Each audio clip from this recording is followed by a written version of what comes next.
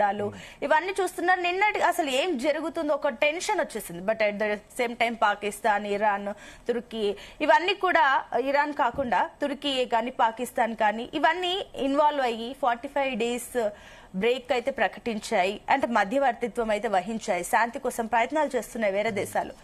But ఏం జరుగుతుంది? వీళ్ళందరూ ఇంత ట్రై చేసినా కూడా ట్రంప్ మాత్రం తన వైఖరి చూపిస్తున్నారు. విత్ ఇన్ 1 day ఇరాన్ మొత్తం తుడిచిపెట్టుకుపోతుంది అని చెప్పేసి ఇట్లా కామెంట్స్ చేస్తున్నారు. ఇది అక్కడెక్కడో యుద్ధం జరిగితే మన భారత్ లో కూడా ఈవెన్ ప్రపంచ దేశాలు కూడా ఎంత ఎఫెక్ట్ అవుతున్నాయి, ఇంపాక్ట్ చూపిస్తుంది కూడా మీకు కూడా తెలుసు. సో ఏంటి, ఏమనుకుంటున్నారు? యుద్ధం ముగుస్తుందా లేదా? మీరేమనుకుంటున్నారు? Very good morning to you madam, all the viewers. ఏదైతే మనం మాట్లాడుతున్నామో గత 45 days, ఆల్మోస్ట్ 42nd day నడుస్తుంది వార్ స్టార్ట్ అయ్యి. ఎందుకు స్టార్ట్ అయింది అని అంటే ఎవరి దగ్గర సమాచారం లేదు. ఎందుకు అని అంటే ఇరాన్ లో రెజ్యూమ్ చేంజ్ చేయాలా అని చెప్పేసి ఆయతుల్లా ఖమేనీని చంపడం ద్వారా వారిని స్టార్ట్ చేయడం జరిగింది. C we need to understand ఇక్కడ మన స్టాండ్ ఏంటి అని చెప్పేసి మనం మాట్లాడుకోవాల్సిన అవసరం ఉంది. ఇజ్రాయెల్స్ వార్ స్టార్ట్ అయ్యే 2 రోజుల ముందు ప్రధానమంత్రి మోదీ గారు అక్కడికి వెళ్తారు. అక్కడికి వెళ్ళేసేసి Israel is my father land, India is my mother land అని చెప్పేసి వారు మాట్లాడతారు. ఒక్క నిమిషం గారు. అండ్ డాక్టర్ శ్రీధర్ గారు కూడా జాయిన్ అయ్యారు, BJP state media panellist. Sridhar గారు గుడ్ మార్నింగ్ అండి. Good morning. ఎస్, అలాగే ఉండండి, నేను మళ్ళీ వస్తాను. ఎస్ నుమన్ గారు continue. Israel is my father land, India is my mother land అని చెప్పేసి వారు మాట్లాడతారు. మరి అటువంటి స్టేట్మెంట్స్ రెస్పాన్సిబుల్ ప్రైమ్ మినిస్టర్ గా ఉంటూ వారికి తెలుసు మన దగ్గర ఇంటెలిజెన్స్ సంస్థలు అనేవి ఉన్నాయి, వారికి తెలుసు వార్ అనేది ముంచుకొస్తుందని చెప్పేసి అటువంటి తరుణంలో ఇటువంటి స్టేట్మెంట్స్ చేయడం చాలా స్ట్రాటజిక్ మిస్టేక్. ఇటువంటి తప్పిదం జరిగింది. డిప్లొమాటిక్ విషయాలు మాట్లాడాల్సింది పోయి ఈ రకంగా మాట్లాడడం. 2014లో ప్రధానమంత్రి గారు మొదటిసారి ప్రధానమంత్రి అయిన తర్వాత he is the very first prime minister. ఎప్పుడు కూడా ఇజ్రాయెల్ విజిట్ కి వెళ్ళినటువంటి ప్రైమ్ మినిస్టర్ ఎవరైనా సరే ఇంతకు ముందు పండిట్ జవహర్లాల్ నెహ్రూ గారి దగ్గర నుంచి డాక్టర్ మన్మోహన్ సింగ్ వరకు ఎవరైనా ఇజ్రాయెల్ విజిట్ కి వెళ్తే దాంతో పాటు ఫలస్తీన్ విజిట్ కి కూడా వెళ్తారు. ఆ రకంగా వారు బ్యాలెన్స్ చేస్తూ ఉంటారు.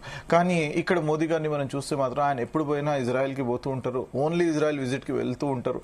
గాజాలో జరిగేటువంటి జెనోసైడ్ గురించి వారు మాట్లాడరు. అంటే మన స్టాండ్ ఏంటో క్లియర్ గా మనము ప్రపంచానికి తెలియజేస్తున్నాము. ఈ రోజు ఆ యొక్క స్టాండ్ వల్ల, ఆ ఫెయిల్డ్ ఫారెన్ పాలసీ వల్ల, స్ట్రాటజిక్ టైస్ లేకపోవడం వల్ల ఈ రోజు మనం ఇబ్బందులకి కొని తెచ్చుకున్నాము. ఎందుకు అని అంటే ఈ రోజు స్ట్రైట్ ఆఫ్ హోర్ముజ్ అనేది Iran is going to regulate. ఆ రెగ్యులేట్ చేయడం వల్ల 85% of Indian oil gets from west Asia. దాంట్లో నుంచి ఈ రోజు మనకి వాళ్ళు రెగ్యులేట్ చేయడం వల్ల మనకి ఈ రోజు కావాల్సినటువంటి ఆయిల్ సరఫరా ఇక్కడ లేకపోవడం వల్ల, రాకపోవడం వల్ల నిత్యావసర ధరలు అనేవి పెరుగుతున్నాయి, ఇన్ఫ్లేషన్ రేట్స్ అనేవి పెరుగుతున్నాయి, పర్చేసింగ్ పవర్ తగ్గిపోయింది, అన్ఎంప్లాయ్మెంట్ పెరిగిపోయింది, రియల్ ఎస్టేట్ లో కావాల్సినటువంటి రా మెటీరియల్స్ సిమెంట్ కానివ్వండి, స్టీల్ కానివ్వండి, వాటి యొక్క రేట్ అనేది పెరిగిపోయింది, కన్స్ట్రక్షన్ కాస్ట్ పెరిగిపోయినాయి. ఇక్కడ కావాల్సినటువంటి లేబర్ మొత్తం అన్ఎంప్లాయిడ్ అవుతున్నారు. బిల్డింగ్ కన్స్ట్రక్షన్, రియల్ ఎస్టేట్ మొత్తం ఒకటేసారి పెరిగిపోవడం వల్ల, కన్స్ట్రక్షన్ పెరిగిపోవడం వల్ల చాలా తీవ్ర ఇబ్బందులు పడుతున్నారు. దీనికి కారకులు ఎవరు అని అంటే మనం తీసుకున్నటువంటి నిర్ణయాలు ఒకరు కాదు కదా, ఫోటోషాపులు కాదు. ప్రధానమంత్రి బయటికి పోయినప్పుడు వారు 140 కోట్ల భారతీయుల గురించి, వారి యొక్క బెనిఫిట్స్ గురించి వారు ఆలోచన చేసి వారు పనిచేయాల్సి పోయి వారు ఈ రకంగా తప్పిదాలు చేయడం వల్ల జరిగింది. నెంబర్ 1. నెంబర్ 2, ఏదైతే మొన్నటికి Russia is going to accept yuan.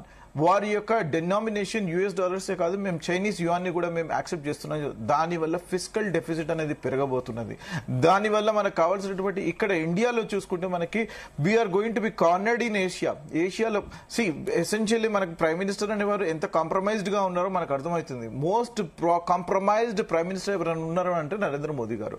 వారి యొక్క జట్టు డొనాల్డ్ ట్రంప్ చేతిలో ఉంది కాబట్టి తను ఒక ఇష్టం వచ్చినట్టు వారు మాట్లాడుతూ ఉంటారు, ఏ రకంగా హేళన చేస్తూ మాట్లాడుతుంటారు. మీరు ఇందాకే మాట్లాడారు ఎక్స్ లో ఏ రకంగా అయితే వారు మాట్లాడారు అని చెప్పేసి. ఒక వరల్డ్ లీడర్ గా ఉన్నటువంటి మిస్టర్ ట్రంప్ వారు ఏ భాషను మాట్లాడుతున్నారో మనం ఒక్కసారి చూడాలి. It has crossed all the limits of decency. ఎక్కడ కూడా డీసెన్సీ అనేది లేదు. అటువంటి వ్యక్తి మనకి తెలుసు. వారు అంత కీ పొజిషన్ లో ఉన్నప్పుడు వారు ఏ రకంగా వ్యవహరించాలని చెప్పేసి, కానీ ఆ రకంగా వీరు వ్యవహరించకపోవడం వల్ల ఈ రోజు our national security lies in energy security. ఆ రకంగా మనం 10 సంవత్సరాలు 12 సంవత్సరాలు బీజేపీ అధికారంలో ఉంది. మనకు కావాల్సినటువంటి రిజర్వ్స్, మనకు కావాల్సినటువంటి ఈ యొక్క థ్రెషోల్డ్ ని ఈ రోజు మనం పెంచుకున్నామనంటే ఎక్కడ మనం పెంచుకోలేదు. మనకు కావాల్సినటువంటి ఈ రోజు 90 డే యుఎస్ దగ్గర రిజర్వ్స్ 90 డే ఉంటుంది. అంటే వారికి బయట నుంచి వచ్చేటువంటి ఆయిల్ రాకపోయినా సరే 90 డే అంటే 3 months దే కెన్ సస్టైన్. కానీ India we cannot even sustain more than 10 days.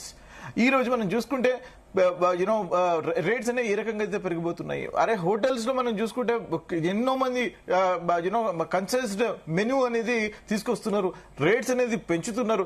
ఎవరు ఇబ్బందులు పడుతున్నారు? ఇట్ ఈస్ వి. నేను ఇప్పుడు ఏం చెప్పదలుచుకుంటున్నాను అంటే ఇండియా హ్యాస్ టు బి, ఇందాక మీరు కొన్ని కంట్రీస్ పేరు తీశారు మీరు, Turkey is going to talk to Iran, Pakistan, Turkey, but where is India? Why is India not heading? India has to be a key player. India has to go and negotiate. India has to go and mediate. అది మనం చేయాల్సిన అవసరం ఈ రోజు ఉంది. ఎప్పుడైతే ఇక్కడ వచ్చేసేసి మనం చెప్పామో ఉక్రెయిన్ రష్యా వారిని పాపాజీ మోదీనే వార్ రుక్వాది అని చెప్పేసి అడ్వర్టైజ్మెంట్ ఇవ్వడం కాదు కదా, ఇప్పుడు రియల్ గా యాక్ట్ చేయాల్సిన అవసరం వచ్చింది. This is what I'm saying.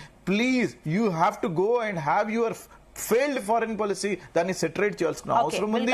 Diplomatic and strategic relations పెట్టుకోవాల్సిన అవసరం ఉంది. అండ్ 140 భారతీయుల యొక్క ప్రయోజనాల్ని ముందుంచాల్సిన అవసరం. Right, will come back to you Numan garu. Sridhar గారు, సో విన్నారు నుమన్ గారి పాయింట్స్ అన్ని కూడా మీరు వినడం జరిగింది. సో ఎట్టకేళ్లకు 45 డేస్ బ్రేక్ అయితే పడింది, బట్ ఈ బ్రేక్ పైన కూడా నమ్మకం లేదు. ఎందుకంటే గతంలో కూడా సీజ్ ఫైర్ ని బ్రేక్ చేశారు.